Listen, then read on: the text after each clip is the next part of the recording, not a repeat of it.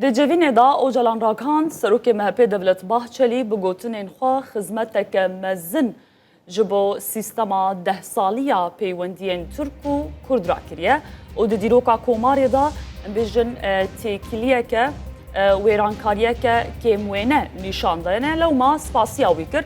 Her wiha spas û pêzanînên xwe ji bo Serokkomarê Tirkiye Recep Tayyip Erdogan jî anî ziman ji ber wê wêrekiya ku di pêvajoyê da nîşan daye. Abdullah Öcalan diyar kir ku ji destpêka pêvajoyê ve li ser wan sozên xwe ye ku amar û eger û şert û mercan guncav bin, şiyana wî ya tewrîk û pratîkî heye ji bo bicêhanîna wê. Wî bi berferehî behsa paşxaneya dîrokî kir û tekezî li giringiya biratiya Türk û Kurdan kir. Abdullah Öcalan ragihand wî dest ji rêbaza çekdarî berdaye û rêbaza siyasî girtiye ber.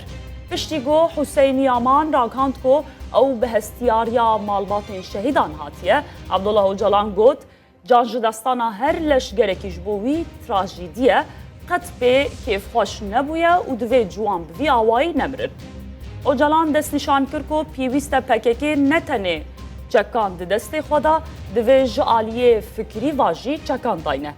Li ser pirsên Hüseyin Yaman ên derbarê Sûriyê da Öcalan gotiye divê li hember pêngavên İsraîlê li herêmê û bi taybetî yên li Sûriyê zêde baldar bin û diyar kir ku ew ji bo Sûriyê piştgiriya sîstema yekgirtî dike.